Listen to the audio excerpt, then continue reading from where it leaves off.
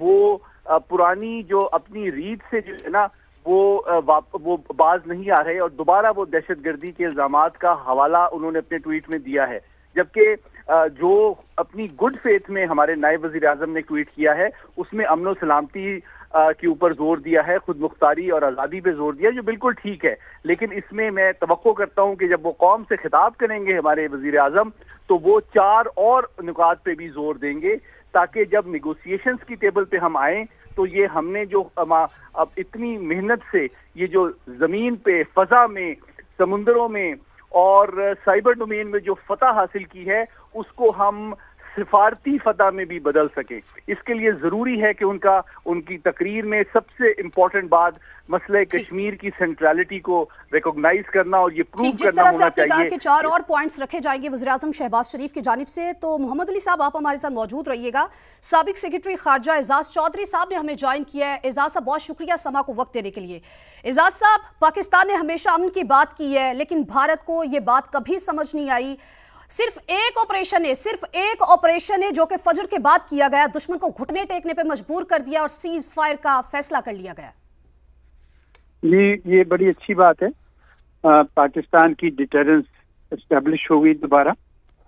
کیونکہ پلوامہ کے بعد یہ نہیں ہوا تھا، ہم نے صرف ان کا جہاز گرایا تھا،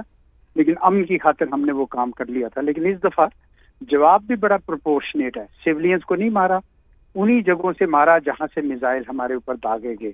تو میں سمجھتا ہوں کہ اس وقت بڑی ہوشیاری سے، بڑی سمجھداری سے، دانش مندی سے ہماری عسکری اور ہماری سول قیادت نے اس کو ہینڈل کیا ہے، ہمارے سفارتکاروں نے اور آپ لوگوں نے بھی، ہمارے میڈیا نے بھی۔ میرے خیال میں پاکستان کا قد بڑا اونچا ہوا ہے اس سارے اس کے بعد۔ اب جو منزل آئی ہے، میں نے آخری فقرہ سنا، شاید سید محمد علی سے، مجھے نام تو نہیں میں نے دیکھا، لیکن مجھے تصویر لگی تو سوری آواز سے لگا کہ وہ صحیح کہہ رہے تھے، اور میرا بھی یہی نقطہ ہے کہ بے شک امن کے لیے اب ہم جائیں گے میز پر، لیکن ہمیں کچھ مدعا سامنے رکھنے پڑیں گے۔ انہوں نے کشمیر کا کہا، بالکل وہ تو سینٹرل ہے، لیکن اس کے علاوہ پانیوں کی بات کرنی ہے، اور ساتھ میں یہ بھی بات کرنی ہے کہ یہ جو بار بار ٹیررزم کا نام لگاتے ہیں اور جھوٹا الزام لگاتے ہیں، نہ انویسٹیگیٹ کرتے ہیں، اس کا بھی کوئی سدے باد ہونا چاہیے۔ ابھی بھی آپ اگر سب کے ٹویٹ دیکھیں تو جے شنکر صاحب کا ٹویٹ دیکھیں تو انہوں نے پھر وہی منترا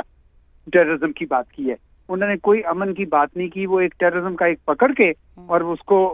وہ اپنا جو پاکستان کے خلاف ان کا بغض ہے وہ نکال رہے ہیں، جو بڑے افسوس کی بات ہے۔ اس لیے میں نے کہا کہ یہ ہمیں بڑا دھیان رکھنا چاہیے، اور ہمیں ابھی اپنی تیاری کو سٹینڈ ڈاؤن نہیں کرنا چاہیے۔ یہ ڈسپٹیو بھی ہو سکتی ہے، یہ موو کسی وقت بھی بدل سکتا ہے، تو اس لیے تیاری بھی رکھنی چاہیے، اور ساتھ ہی ساتھ جو امن اگر آئے گا تو نیچرلی پاکستان اور پاکستان کے عوام تو خوش ہوں گے، لیکن ہمیں جب بات چیت کرنے جائیں تو ایک جیسے کہتے ہیں نا سلائٹلی بیٹر پوزیشن سے اب ہم جا رہے ہیں، نیگوشیٹ کر رہے ہیں کہ اب ہندوستان کے وہ تمام جو تخمینے تھے ہمارے بارے میں وہ ان کے غلط ثابت ہو چکے ہیں، اور الحمدللہ آج ہم ایک پراؤڈ قوم کی طرح یعنی ہمیں فخر کے ساتھ ہم جا کے اس میں بات چیت میں شامل ہوں گے، جو بھی بات چیت ہوتی ہے جہاں پہ بھی ہوتی ہے، لیکن یہ 3-4 مدعے جو ہیں یہ اس میں لانے پڑیں گے ہمیں۔ صحیح۔ اور اعزاز صاحب، یہ اس چیز کی بھی جیت ہے کہ پاکستان نے بڑا اچھے طریقے سے ڈپلومیٹیکلی اپنا نیریٹو پیش کیا اور دنیا نے اس کو مانا بھی۔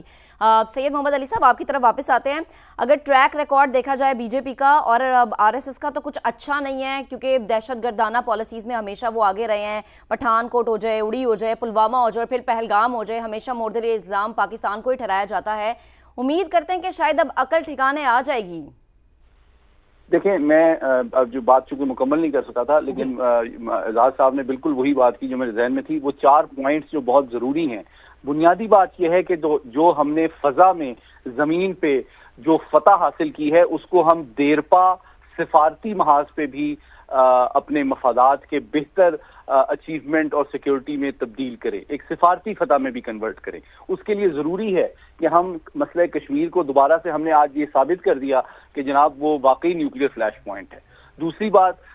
کہ جناب جو